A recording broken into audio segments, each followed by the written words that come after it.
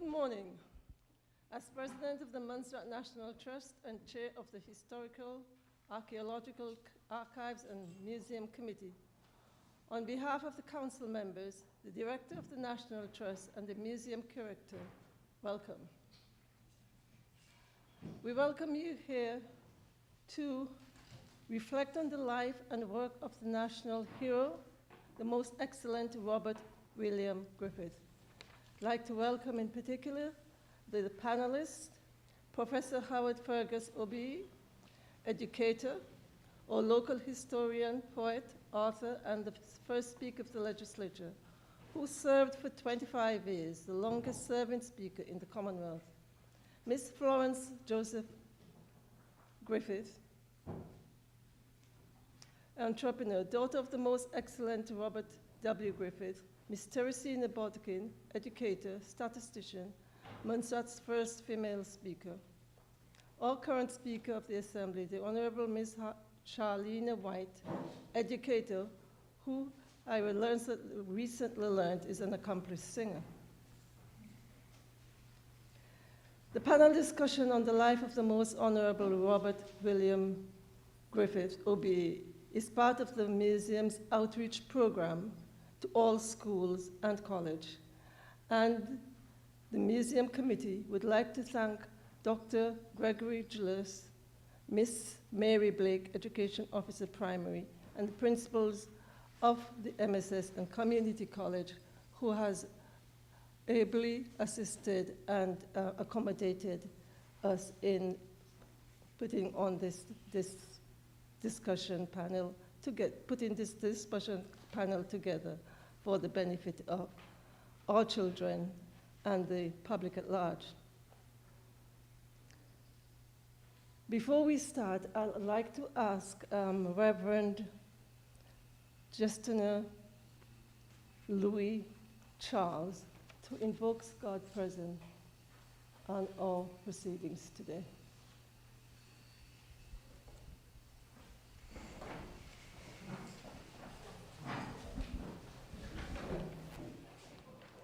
Let us pray. Most gracious God, we stand now, God, in a special place in your presence, quieting our souls, our mind, and our entire beings in your presence, to acknowledge your greatness, your goodness, for being our wonderful and powerful God, who have called men and women to serve our country of Montserrat. Make it today a special day in the history of our country.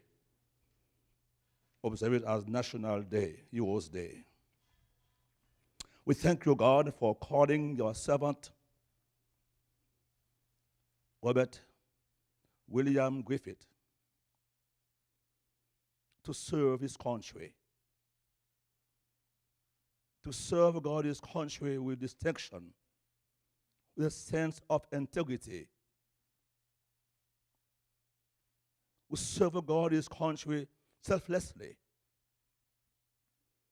We contributed a lot to the development of Montserrat, to God. With a cultural, historical, social, political, financial. The list goes on. We thank you, God, for a man like him who stood tall, defending Montserrat. That today we can have a history, can celebrate heritage, God, of our country. And our young people, the world can know, yes, Montserrat is right here, part of the world, making a difference. And as we meet now, God, today, celebrating that great day, we pray your blessings upon those who stand here, God, in this small room, museum, to celebrate,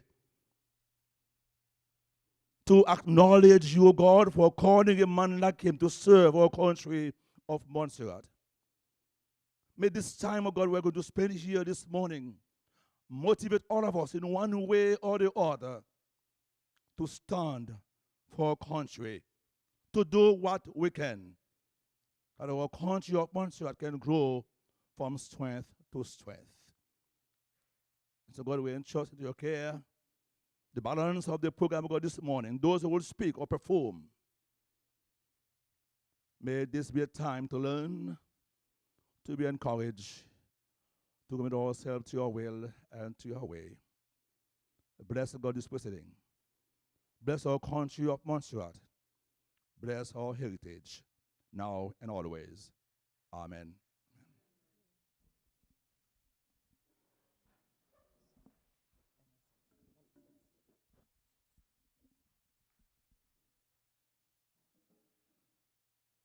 We'll now call on the MSS musical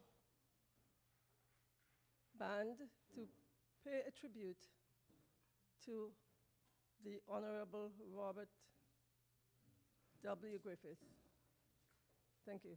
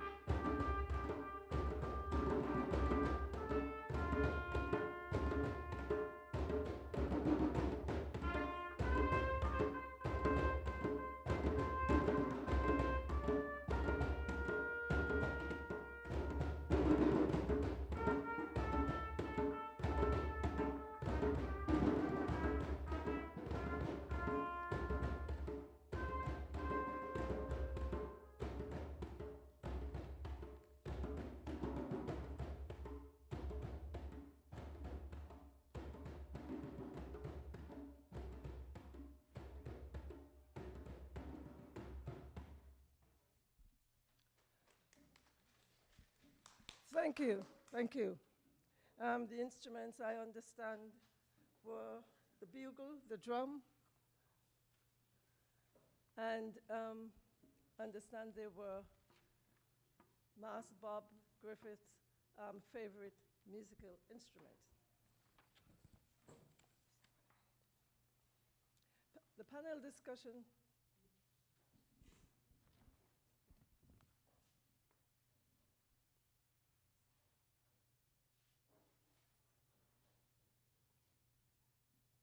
Listen to me. Listen to me. Isn't it time to let my people go?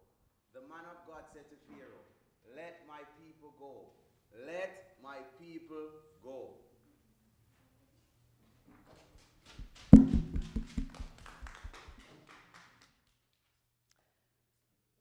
The panel discussion, as you've just heard, is entitled, Let My People Go.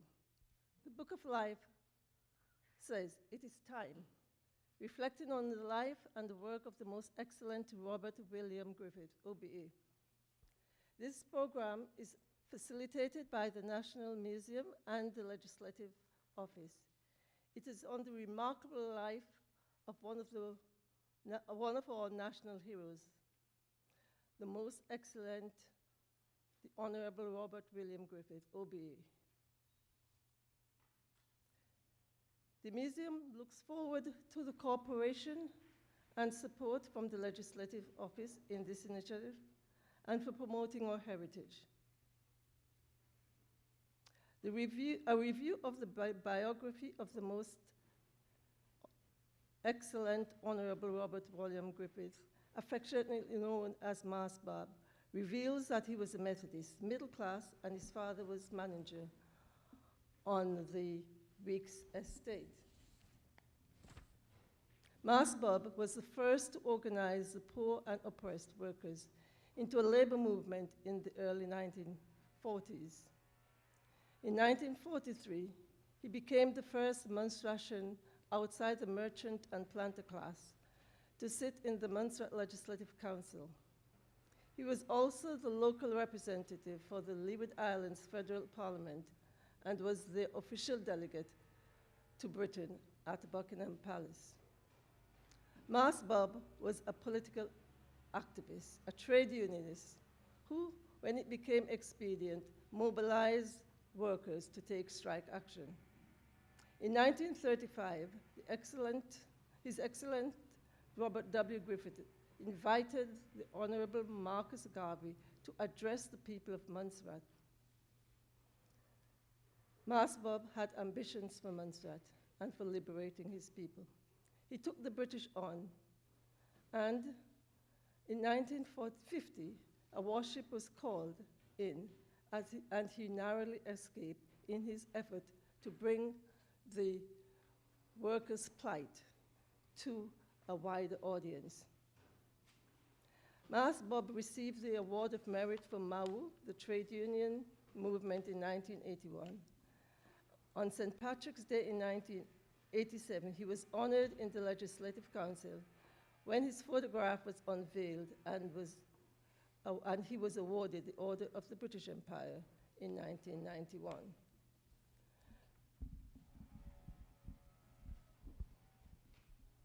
Thank you, Mrs. James, for the welcome. And we have a very specific time frame in which we are working. And so we are trying to keep things on time. I must say before I introduce the panel that I am delighted to see our children here. And I must thank the schools and the Ministry of Education for working along with myself as curator of this museum to have the children here. We need historians, we need archivists, we need archaeologists. We just need to have our people tell our story. And we know that a singular story has been told to us because of our experiences as colonized people. But we know that there's a danger of telling a single story. And so this activity today is one where we are engaging together, adults and children, in the exploration and the telling of our stories. I must thank the drummers and Mas Bob for setting the stage, and Mrs. James for giving us a bit of history, because this is a massive history lesson that we are engaging in, and I like nothing better than for history to be taught in an exciting way. So I begin by introducing the panelists. We have Professor Fergus, and his bio has been given by Mrs. James. We have Mrs. Florence Griffith Joseph, whose bio has already been given, and we have Miss Teresina Budgen and Miss Charlene White. Distinguishing the panel, apart from Miss Joseph, who is the daughter of Bob Griffith, we have two former Speakers of the House and one present. Each panelist will speak for about probably 5 to 7 minutes, has a little bit more time because he's setting the context. And I could tell you that without Professor Fergus, I wouldn't have known where to look for information. He's our historian. Give him a shout, please.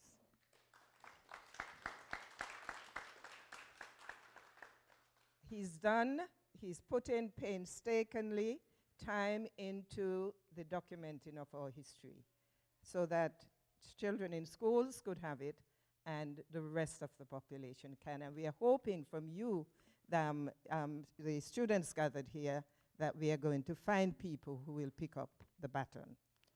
And just before I introduce the panel, I have to say one more thing, and that is the government of Montserrat installed pictures of the national heroes in the museum last year.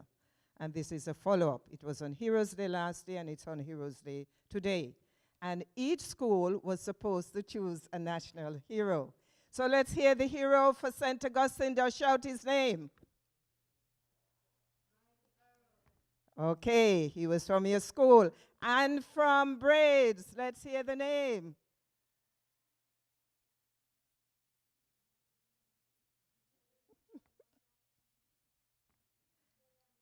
William Bramble.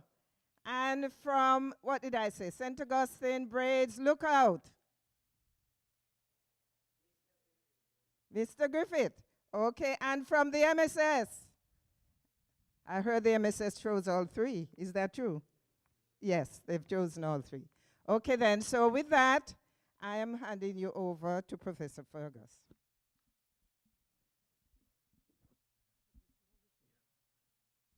Thank you. Let me just recognize the Right Honorable Dr. Barnes, and thanks for the generous introduction which I received. I try not to repeat some of the information already said. I'm dealing with the context in which Mr. Griffith emerged. In other words, the conditions that existed at the time. Times were hard and difficult all over the Caribbean.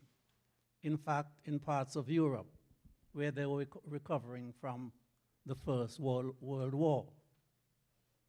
And in Montserrat, life was as hard as in any place else, and maybe even harder. What do I mean by life was hard? I mean that people were poor, did not have enough to eat, enough of the right food, so they suffered from malnutrition. There was child labor. Children, like some of you and younger, had to work in the fields. Prices were high, wages were low, and many people were unemployed. And because people didn't have land, they had to live on estate land. The little houses built of what was called mountain wood cheaply could be thrown off the estate if they didn't do what the estate owner said. If they didn't work for the poor wages, they could be thrown off the estate. And where they lived were overcrowded.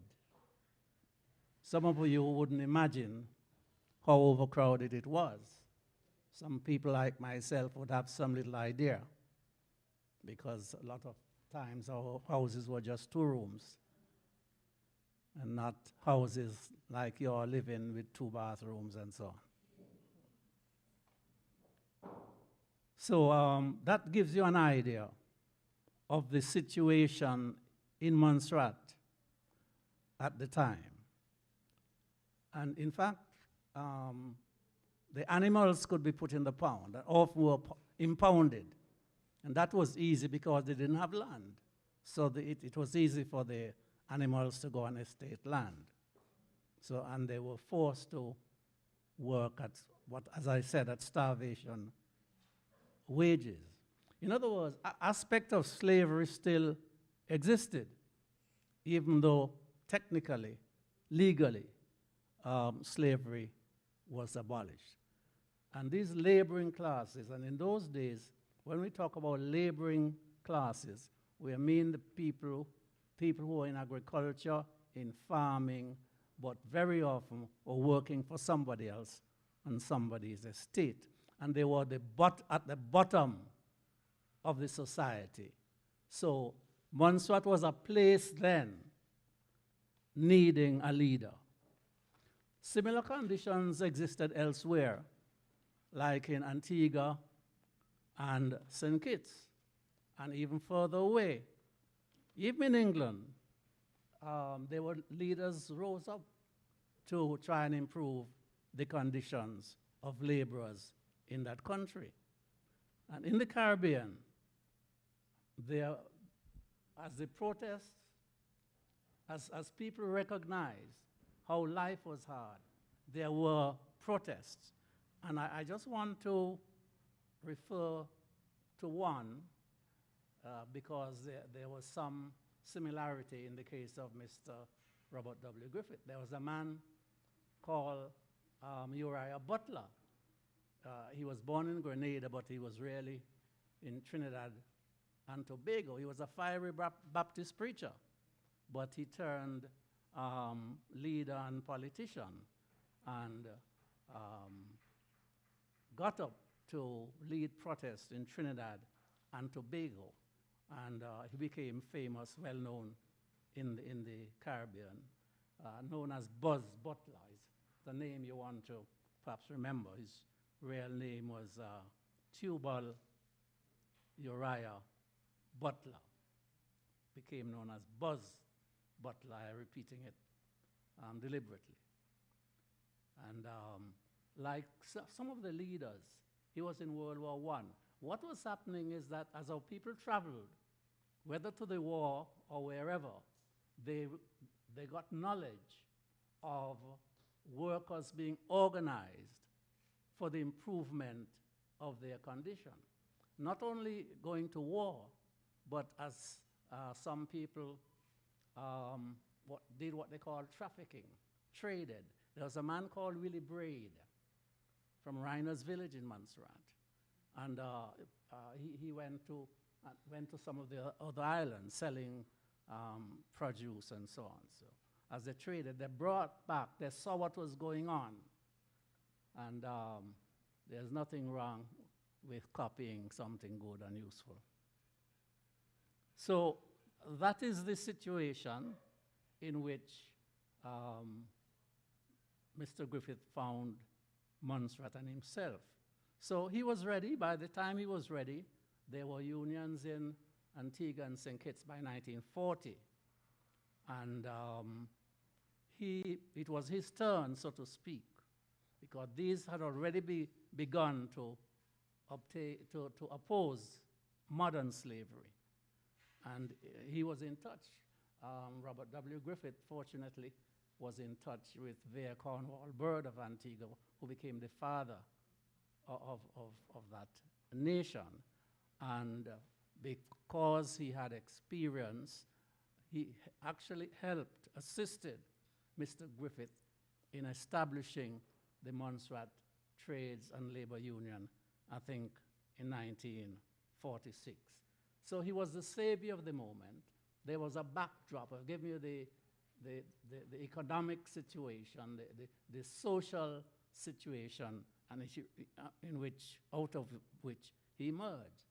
So what was needed for the moment? The moment needed a leader. Montserrat needed a deliverer, a savior. And Bob Griffith emerged. And already you have heard of some of what he said. There's a sense in which there was some similarity because he's a preacher himself, as was Buzz Butler. And he was a preacher turned leader. This is the reason for some of the language he used. I've already heard some. Is it not time for Pharaoh to let his people go? The voice of the man of God says it's time, and all obstacles and hindrances will be clear. God says again, let my people go.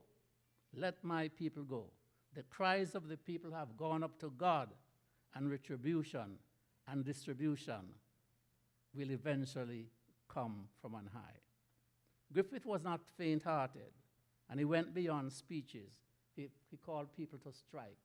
The first strike was in 1950, and it was because of that strike and some of the activities why he was arrested, in fact, and charged, I think, maybe $30. And a warship turned up to intimidate and frighten the people, because he wanted, instead of the penny they were getting for picking 10 pounds of cotton, he wanted another half penny onto it. And so they were arguing and protesting for what we call penny halfpenny. Perhaps you don't know the word halfpenny. But we know halfpenny. We used to get halfpenny bread at the time. Yeah. And the people with a sense of humor actually call the warship the penny halfpenny warship. And I think I'm going to leave it there. I think I've set enough of the background for the people to come in. Thank you.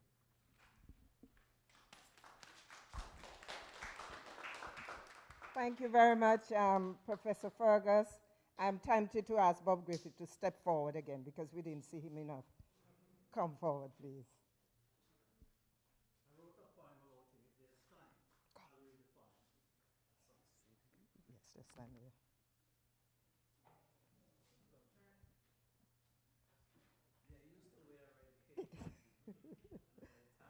Superhero. Let's give him a round of applause.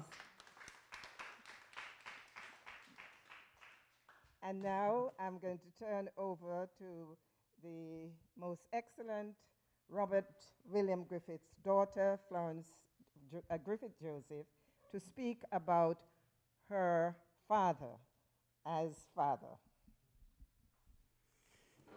Thank you, most honorable. Okay, thank you very much. Ladies and gentlemen, boys and girls, protocol having been established, good morning and happy St. Patrick's Week.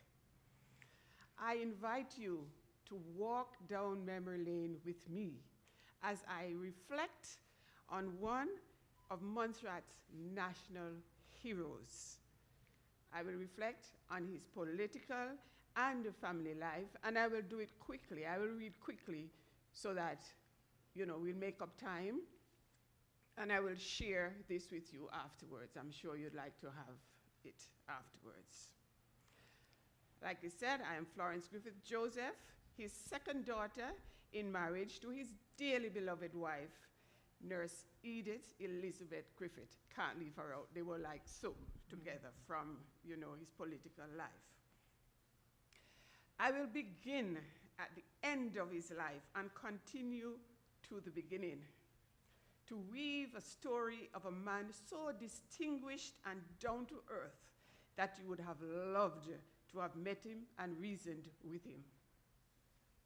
The drums we just heard, I have to say before I go into this, thank you very much. It reminded me of the stories he used to tell of going into the cotton fields, and that was the way that the workers knew he was coming when he was going to speak to them or tell them, lay down your hoe, lay down your stick, put down whatever. Okay. Chapter 1. 10 minutes is not enough, but I'm going to get it done. Well, I heard 10 first. Let's go. It was on a somewhat overcast St. Patrick's Day that the Honorable Robert W. Griffith, at age 91, died on Heroes' Day 1996.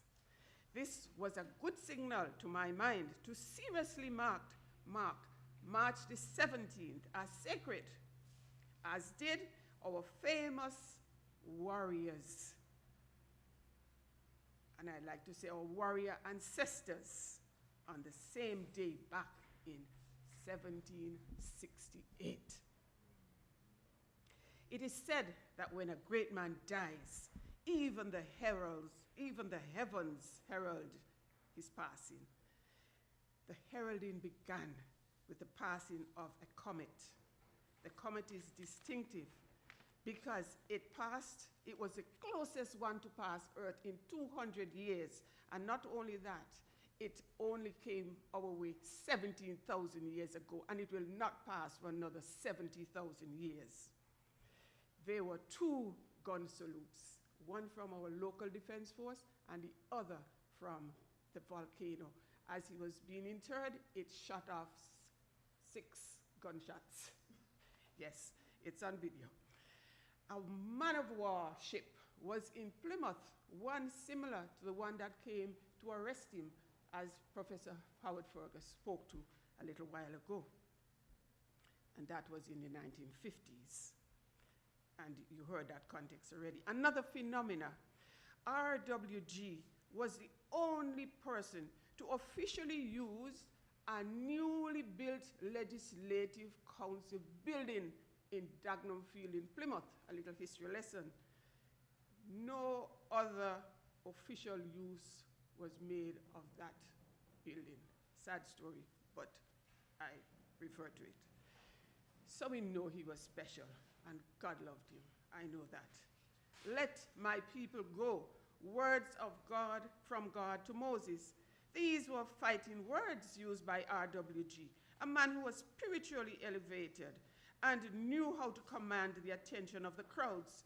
He used the power of the scriptures to go to battle to address the plight of his fellow Montserratians of humble beginnings. Speaking of humble beginnings, he felt that he was not the bourgeois that was painted as son of an estate manager, but the real story is that of a mother with several children cut off from her husband who died in an accident before the birth of Mas Bob and his brother.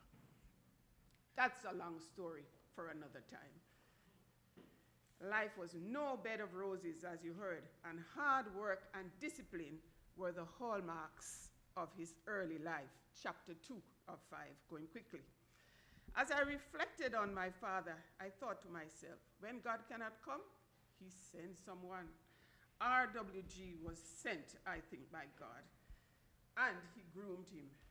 He identified with the poor and downtrodden. Doubtlessly, he was looking on and paying attention to how his people were treated, and comparing life on Montserrat how life on Montserrat with what was going on outside of Montserrat. Let me remind you, he spoke about that. That travel between the islands was a lot more convenient back then, and schooners and cargo vessels allowed for interconnectivity on a scale you can only imagine compared to now. So he took the call. He was ready to change life for the average person on Montserrat. He was ready to represent. I have a picture of him dated 1953 at a conference in London. I think it's over there. It got damaged in Hugo, we know about that, but it survived. It was my pleasure to listen to him speak about his life story, his travels, his battles, his struggles, his high points and his low ones, and the love for his people. I will just pick a few of them. The visit of the most Honorable Marcus Mosiah Garvey to Montserrat stands out. It was RWG who welcomed Marcus Garvey to Montserrat in 1936. This was at a time when Garveyism was almost akin to heresy, and the British government had banned him from speaking in any colonial territory. But there was a loophole. If a sitting member of parliament invited Garvey to speak, he could make a speech. So R.W. Griffith invited Garvey, the charismatic Jamaican Pan-Africanist black leader who was the most feared personality in the black world that was opposing colonialism. Griffith had no fear. Garvey's message was to unite all people of African descent, wherever they were, with the purpose of bettering our industrial, commercial, educational, social, and political conditions. He was a student of Garvey. Luckily, Montserrat was exposed to his teachings before he died 4 years later in the United Kingdom in 1940. That influential meeting was held at MSS MSO Building Lumber Yard in Plymouth. And importantly, I might add, Garvey is credited with setting up the structure of the labor movement in the Windward and Leeward Islands. Have you ever heard, head no make for wear hat alone? That was one of the illustrations by Garvey to educate Montserrat into thinking for themselves, reasoning and planning for a better life.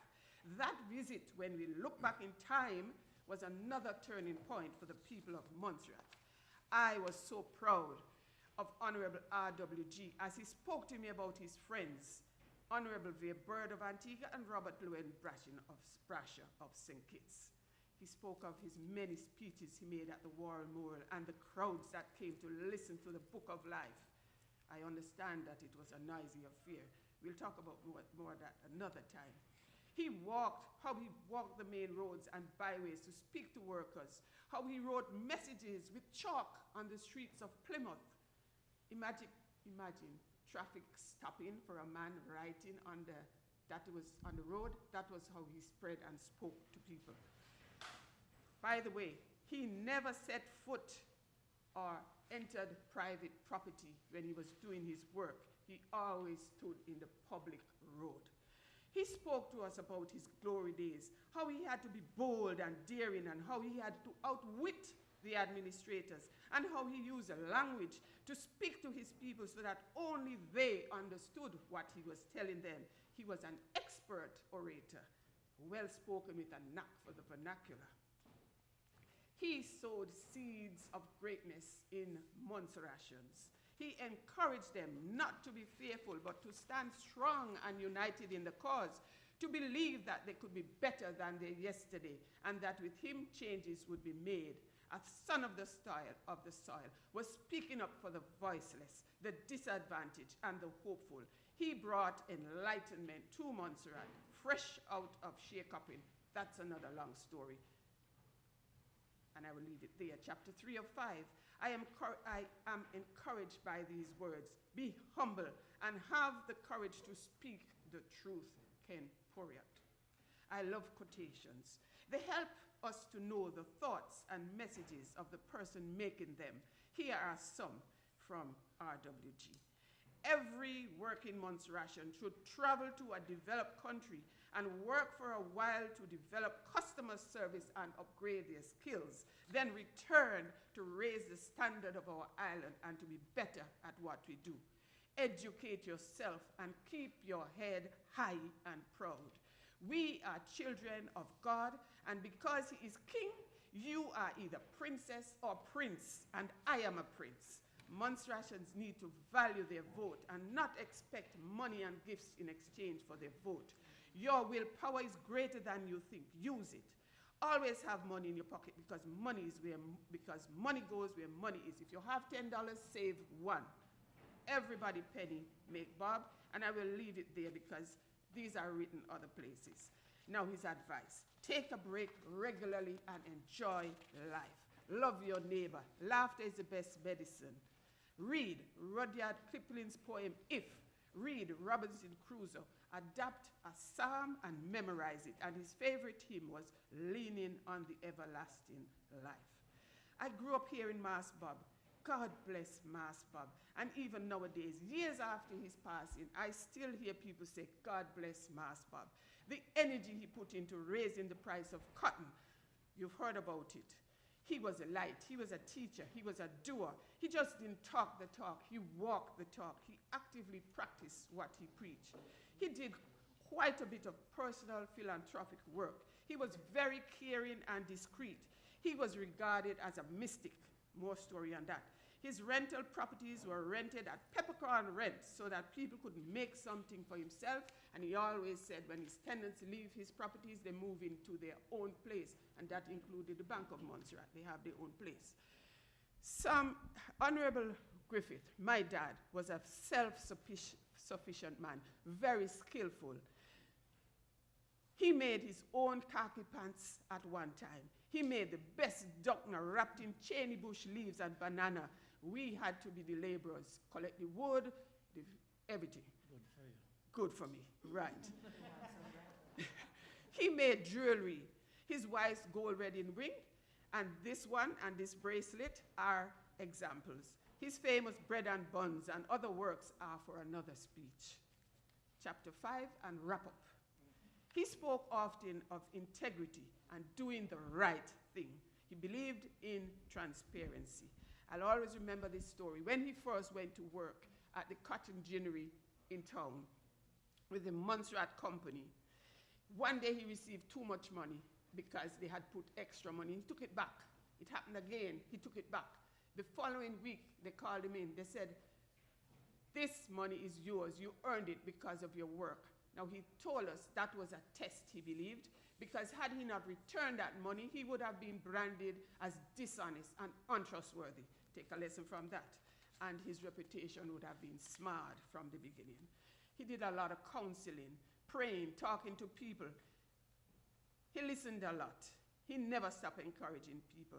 Let my people go means not only release from bondage, but allowing for the mental and spiritual healing of minds, allowing for the freedom to prosper and to be happy. Above all, use your willpower to free your own minds. The most excellent Griffith was not just my father. He was in many senses all of us, all of our father. I am a proud Montserratian, having been tutored by the very best. Thank you for listening. Thank you for honoring me. Well, sir, I think Mas Bob came back today. And I must thank you, Florence Griffith Joseph, for giving us that story. And we expect it to be published. Well, we know that, because that's the thing about telling stories. We can't tell everything all at once. We leave things for questions to be asked and for more to be told. So thank you very, very much. And we are going to move on. But I'm asking Masbab to come up again, because we want Masbab spirit to be here. Come, Masbab. Because one of the things that we know about him is that he was always immaculate.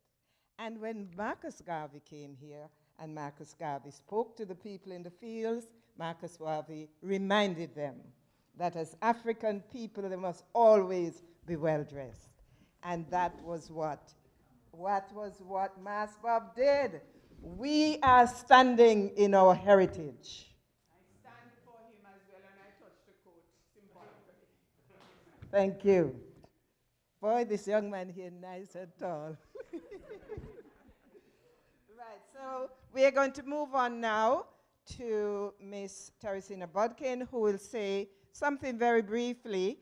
I mean, Flor look as if he spoke for everybody. Something very briefly, as she have her red cloth, about his use of religion and culture in activism.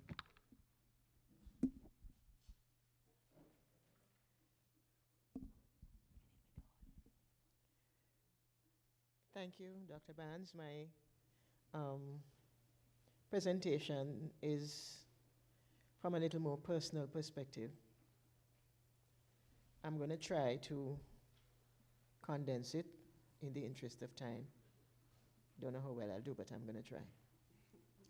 Sometimes the universe just randomly decides to gift us with a precious piece of history.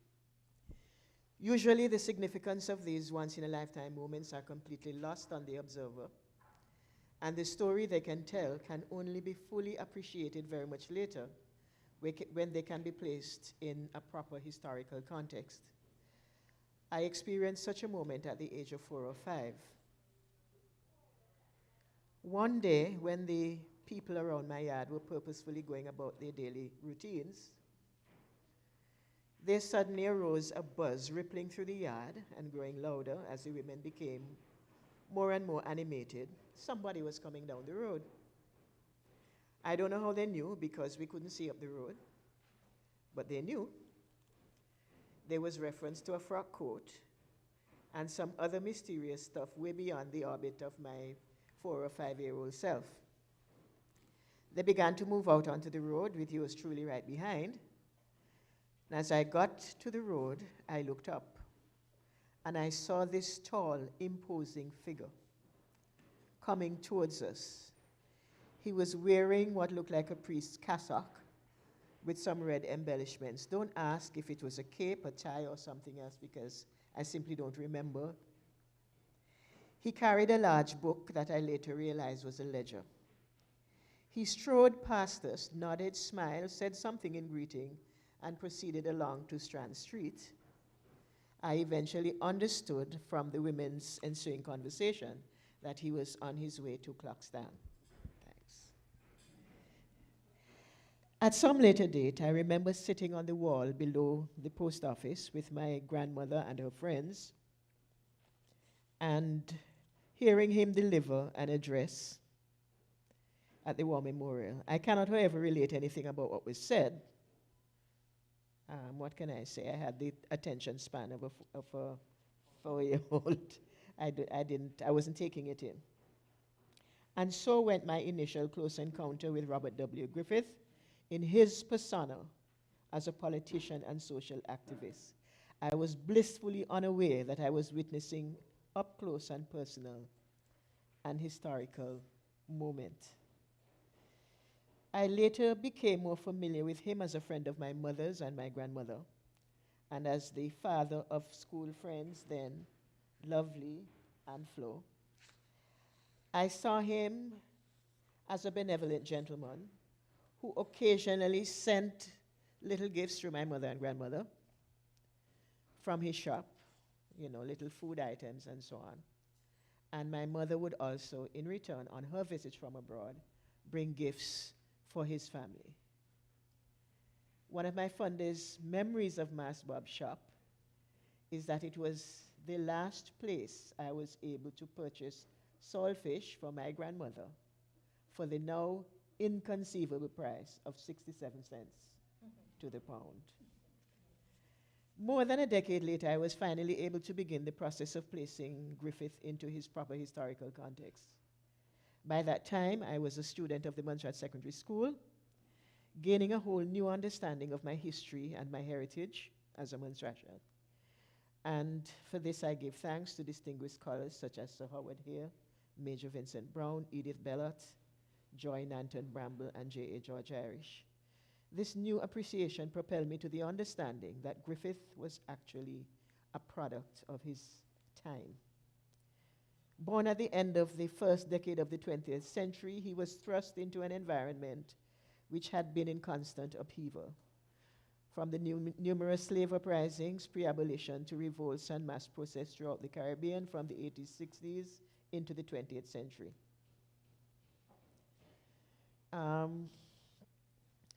The authorities blamed all this, of course, as you would have heard, on Garveyism and the rise of communism, so they passed legislation banning literature from either of these sources and went on to make strikes illegal. And on into the continuing upheavals into the 1930s. By this time, Griffith would have just turned 21. I say that with the caution here that in doing my research, I saw two times in terms of his birth. I saw 1904, I saw 1909. Florica, I know you're going to give me 1904. Okay, thank you. As World War II raged on, he focused on organizing the workers. You would have heard about that, and getting himself elected to the Legislative Council. He was also a staunch Methodist. So why would this man of God want to get himself mixed up in the game of politics, given the labels often attached to politicians? The answer for me lies in this little snippet, which I took from a document prepared by one George E. Lawrence, which looked at the foundations of Methodism. And it said, Methodism has no international boundaries.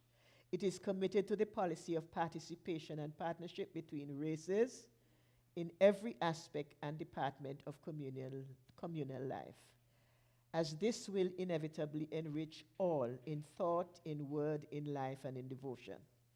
It recognizes the proper realm of civil authority, but accepts that the church's role is to be heard in the world.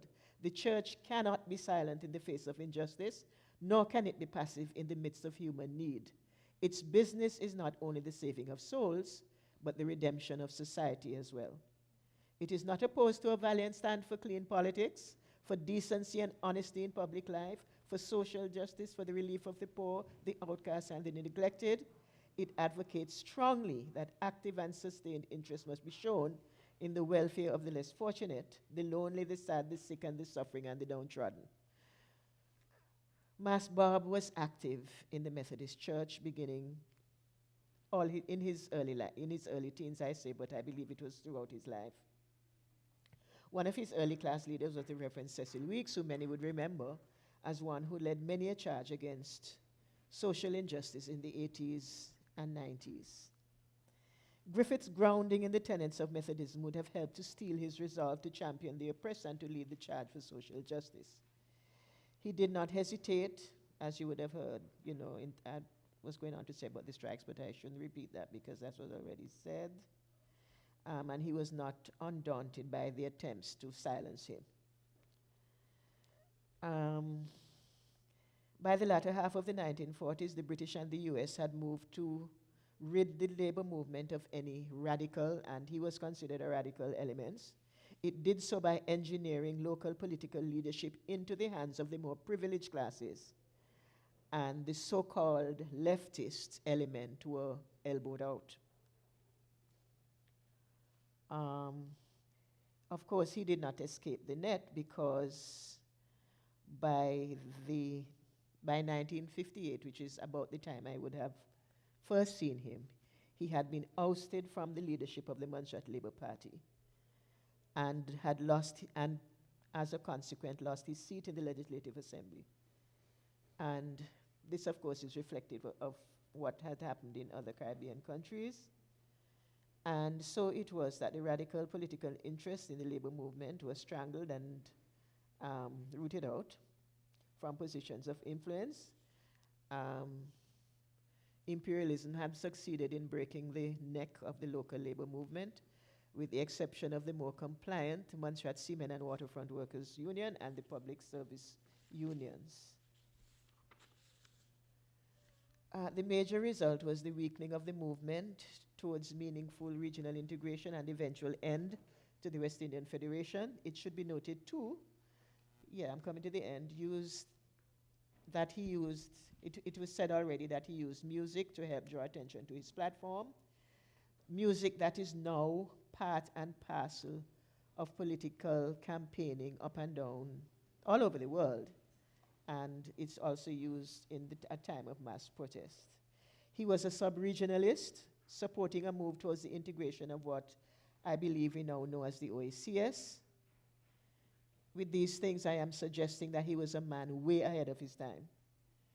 I also believe that in elevating him to national hero status, it helps propel his battle cry, that all obstacles and hindrances would be clear, and that retribution and distribution will eventually come from on high. I believe these words are going to echo down into the centuries. Thank you. Thank you very much, Ms. Bodkin. And it's always the case with the panel. We have to keep it going, and we are very thankful for that story that you've told us, and that must be published as well. So I'm now seeing what I didn't see before, that I did everybody's story. And we're going to, if with your permission, put it together so that our students could have it and the public can have it as a publication out of this panel. We could spend the whole of the day doing this, but we only have an hour and a little bit. So Madam Speaker is going to speak to us about Bob Griffith as the legislator. Good morning, everybody. I am not going to repeat a lot of what was said because we have a lot of the same information, but just remember the backdrop that Sir Howard gave you and the time in which Robert W. Griffith came forward. And so, the Right Honorable Robert W. Griffith, OBE, was a politician in his own right, long before he was elected in 1952. It is noteworthy that in 1951, with an interview with Miss Rachel Collis, it was highlighted that the Right Honorable R.W. Griffith was the first native Montserratian to become a political leader and a legislative council member in 1943. In 1946, of course, he started the MTLU, which is the labor union. And if you pay attention to politics in the Caribbean, you'll know that the labor unions birthed a lot of political parties. So you'll hear the Labour Party in Antigua, the Labour Party in St. Lucia, the Labour Party, in other areas. So it was very important at that time. Well, the significance of the labor union could be seen even now in the political parties that we have in our region. Because he was a member of the legislature, he had a lot of influence as the leader of the union. He was vocal, as was said, and unafraid, as any good politician should be. And so he spoke up boldly against British imperialism. Of course, if you are in a position of power and somebody tries to challenge you, you know what happened. They didn't like it, and they weren't happy about it, and so they pushed back against R.W. Griffith. They pushed back. And of course, they wanted to get somebody who can go up and challenge him and take his position so that he could keep quiet. If you understand what I'm trying to say. The major strike of 1950 proved that Robert W. was bold in his belief and was strong in what he thought should be done.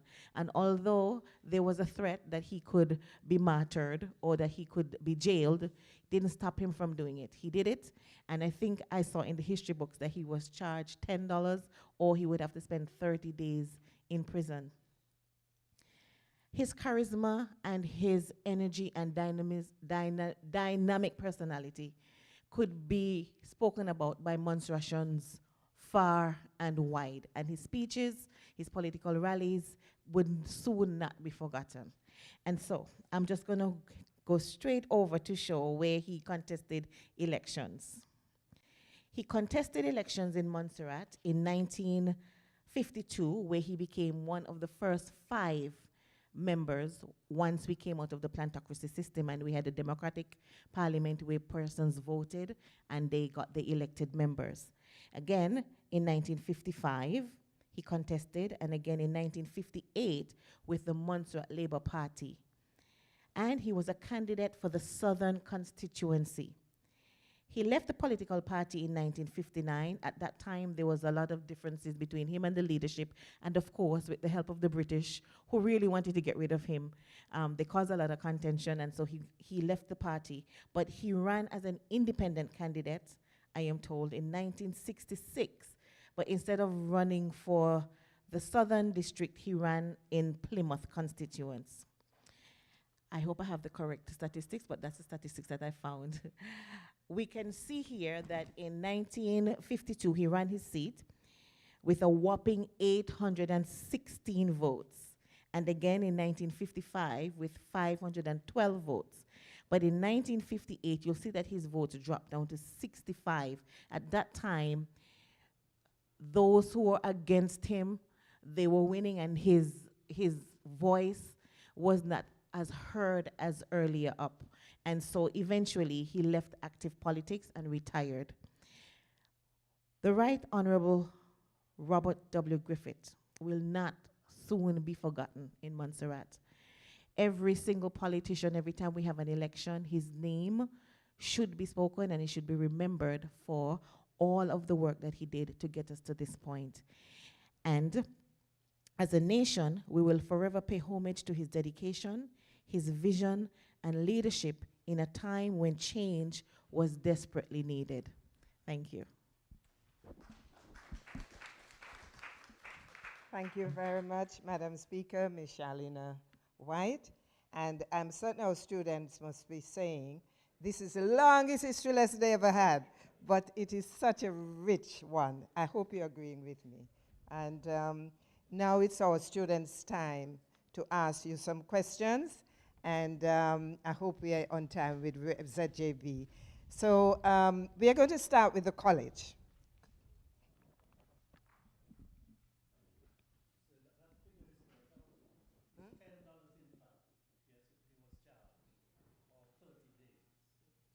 Okay, and $10 might sound like little or nothing to our students here, but $10 then was enough to buy a house and land. We are celebrating 70 years since adults got the vote that would use. We are celebrating 70 years since adults got the vote. What would you say is the greatest legacy of the most excellent Robert William Griffith? Right to you. As I would say, his work in the union, in championing the cause of the downtrodden and the poor, and out of that came the Munster Labour Party, and we know that the Munster Labour Party was the party that won that first election in 1952.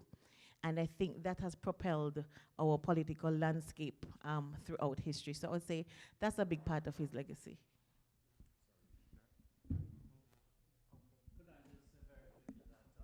By combining unionism with politics, I would say he is father of the working class movement in Montserrat.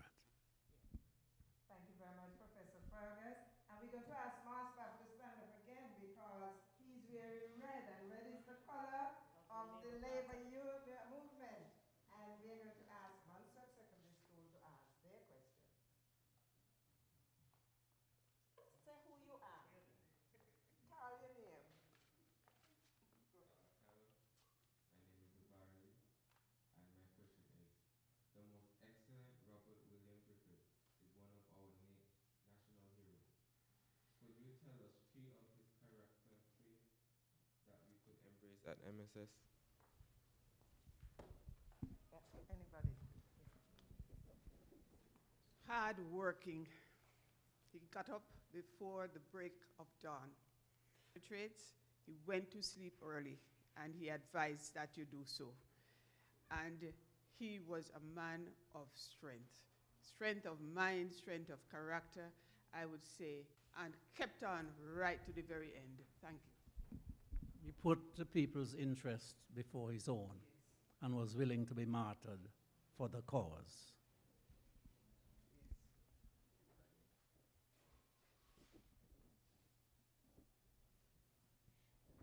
I would also say activism. I think activism is something that is waning in our community. Not a lot of people are willing to volunteer and to get up and put themselves forward, or even to put themselves forward for leadership positions. And I hope that that's a trait that some of you have, so that we have some leaders coming up behind. Panel, we have asked the schools to identify character traits that the students will actually, of the national heroes, that the students will actually, they would help them to understand themselves and help them to function within society well. So I'm thankful for those character traits that you've identified. And I know that MSS, who has been doing work on Robert Griffith, as you can see from their presentation, and when I asked, I said, well, to the deputy principal, that you must tie the tie broad, because his tie was broad. She said, yes, we're sitting down right here looking at his photograph, so we know. And I'm very happy for that, because we must learn our history and learn it well. And so I'm going to ask, look out to ask their questions. Say your name, please.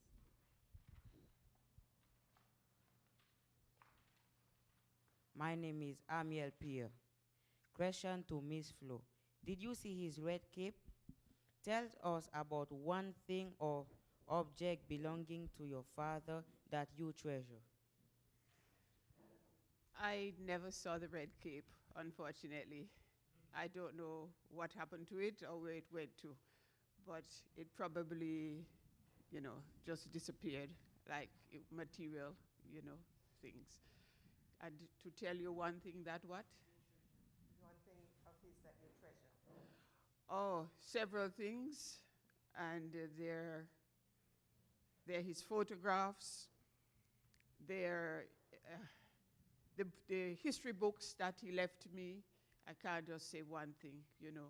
And I treasure all the memories, all the stories that he told that I could pass on to you. Thank you very much, Ms. Flo. And Lookout has another question.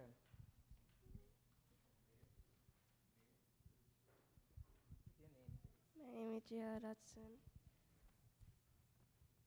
How do you think children at the time viewed the most excellent Robert William Griffith? How do you think children at the time view the most excellent Robert W. Griffith?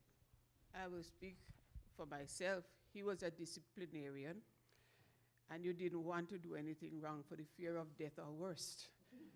So with that said, I would also say we loved him. We loved him dearly. Children loved him dearly. They could come into the shop back then and with a sad face ask him for a slate or a slate pencil to go back to school because they had broken theirs. And his shop was right near to the school, Wesley School. And I mean, even the mothers could come and ask. And if they didn't have money, he would give them. So I believe children loved him. They used to come by the shop and get free lunch when they were hungry. So I know, for I lived through it. I could see hands reaching out for the mic among the panelists. I'll just say my memory of Mas Bob was as a child. I didn't know him as an adult because he was already gone. But my mom used to go to his shop, and I remember a very friendly gentleman, always smiling, very pleasant, and as Miss Flo said, very, very kind. So if you went in and you didn't have enough money, you still came out with exactly what you wanted. Yes, and you could credit. The one thing I think my sisters and I had really thick hair, and he sold this grease. We call it the brown grease, or the brown Vaseline, and he sold it. You could get it by the pound in a brown paper, so he'll weigh it out. And ever so often, my sisters and I would go with mommy to get the grease for her hair because she wouldn't use anything else but that particular grease. In Montserrat, we used to say that it grew your hair, and so everybody wanted it. Thank you very much. And we are now down to, you see, the story, you know, mouth open and story, jump out, all sort of story, brown Vaseline story, and all sorts. So now, and so now we are down to braids. And could we have your questions? My name is Latoya Wilson. What is it like to be a daughter of a national hero? I am very proud to be a daughter of a national hero, and I believe that, like him, any of you could be a national hero. So I'm here to say, try, be brave, adopt some of the things that he would, through the history that you hear and the stories that you hear, that you could emulate. And in that sense, I represent a person like you who could be famous. Yes. Thank you very much. And could we have your second question, Braids? My name is Clarice Ryan. Why did the most excellent Robert William Griffith wear a red cape and tie? I would say that back then he was ahead of his time, like somebody else said, and that he actually used the red cape as his brand. Because you would have to command attention. You would have to be bold. You would have to stand out so people know, well, you are the leader. And I think it was a statement, plus red was the labor color, and he wore it proudly. I would think that is the answer to the question. Yes. Any other? Thank you very much. Yes, he was a superhero. You know, like how Batman wears a cape? That was him, Yeah, superhero. and he was charismatic. So that was one of the ways that he could, you know, show off and let you know, I am in charge, big and large, and in charge. Superhero, superhero. And now we are down to St. Augustine to ask their questions. Could you say your name and then ask your question? My name is Brendan Chambers. Miss Flo, why was the most excellent Robert William Griffith called the Book of Life?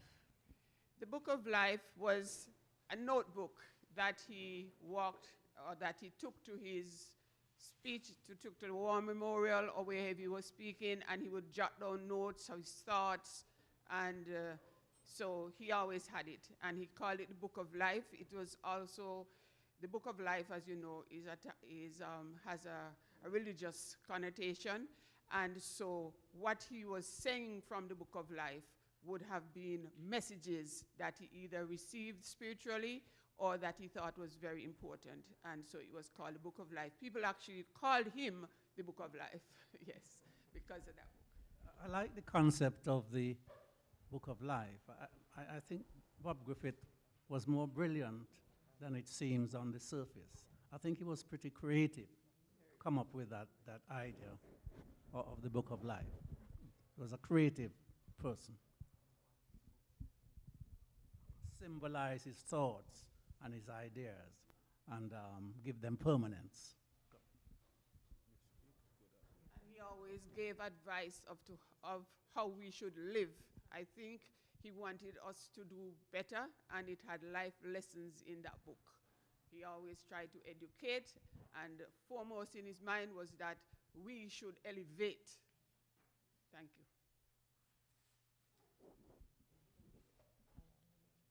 I am Jose Edgecombe.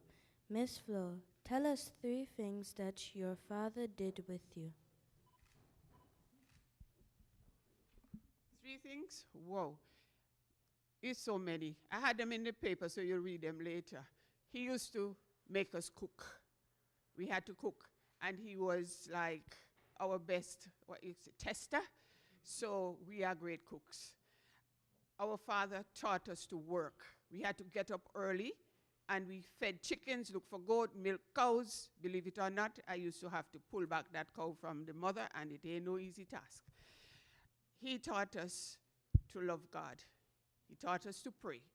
He would, by example, he taught us. He was down on his knees in the morning and on them at night until he was too old to do it. But I have faith. 3 things? Ask me some more. I must thank our students for asking those questions. Do you want to ask any other question? You want to ask another one? The drummers, would you like to ask a question? Did we hear a yes? Okay, thank you very much. We want our students. He taught us to love people, so please, love people, love your neighbor, love people. We would like, Ms. Flo, thank you very much. Is a question over here? Oh, good. I feel good. My name is Giselle Louis Charles. This is a question for any of the panelists. Would you say that the excellent Robert W. Griffith would be a role model to children?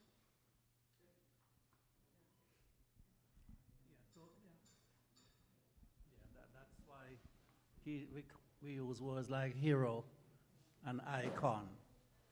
They're models.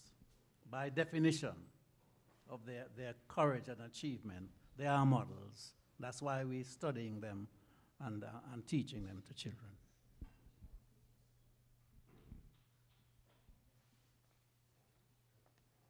So we are at the end of the panel. I would ask us all to give our panelists a resounding round of applause.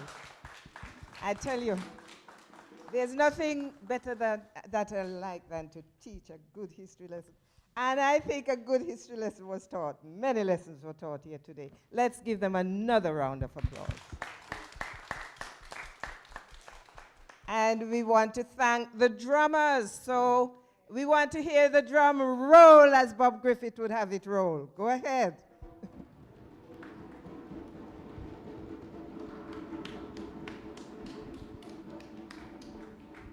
And we would like to see the most excellent Robert W.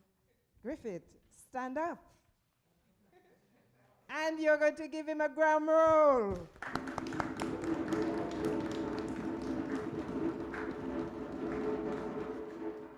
And I would like to thank you, students, for participating. And this is not the vote of thanks. I just want to thank you. Could we give them a drum roll?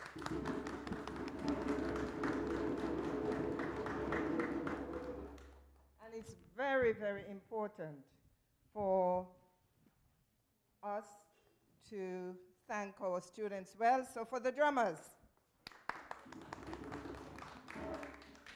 we want our students to have an excellent experience every time they come to the museum. So this is for our college students. You have to go and get another. Get one of the back. Yes. Not for real. The back. And for MSS, we are going to give them another bottle. Thank you. And for Lookout, they have some Oreo cookies. Who said that Arrow's their national hero? They're, okay, so we are going to give this to St. Augustine because Arrow used to sell Oreo cookies as part of what they learn when they come.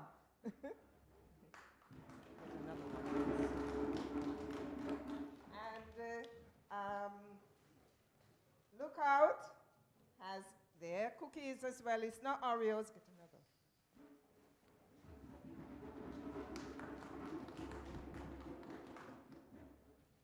When they come, this is what we do. They work hard, and we always make sure that their visit is memorable. So we usually sing, I'm proud, proud to be Monstration at the end of it. I need to say that we speak about the spirit of the ancestors. And the drink you gave was his drink of choice for parties and for entertaining. And he always, whenever he had people, he would always bring out cake or cookies under that drink. Right, so we are right on ball. Yes. Let's give all of us a round of applause. And now we have our vote of thanks by Ms. Francis White. Morning. I am happy to be a part of this important session this morning to honor the Right Honorable Robert William Griffith, better known as Mass Bob. I know I'm supposed to do the vote of thanks, but I will just quickly say that I remember him as a young girl coming from Windy Hill to Plymouth and going into the store and sitting and talk to him as I was in class with one of his granddaughters, Natasha Julie Graham Douglas. And the one thing I was sharing with Madam Speaker was the other thing. The only thing that I was fearful of him was his ears. His ears were a bit fearful for him, but I remember him as being a very kind person. So this morning I say thank you to Mrs. Dulcie James, the president of the Montserrat National Trust, for giving us the welcome and brief remarks about the Right Honorable Robert W. Griffith. We say thank you to Reverend Jessner Louis Charles for invoking God's presence. We say thank you for the panel of 4 who did an excellent job on giving us information on Mr. Griffith, to his daughter, Florence Griffith Joseph, who did an excellent job on recounting the memories of her father. We say thank you to Sir Howard, the historian, and our first appointed speaker and longest serving in Montserrat and in the Commonwealth, Sir Howard Fergus. We say thank you to Miss Teresina Bodkin, the first appointed female speaker of the Montserrat Legislative Assembly, and to our current speaker, Miss Charlena White. Kudos to you 4 for doing an excellent job. We say thank you to Mr. McLeod White from the Montserrat Secondary School and his entourage of musical students who did an excellent job of doing a musical that was a piece that Mr. Robert W. Griffith enjoyed.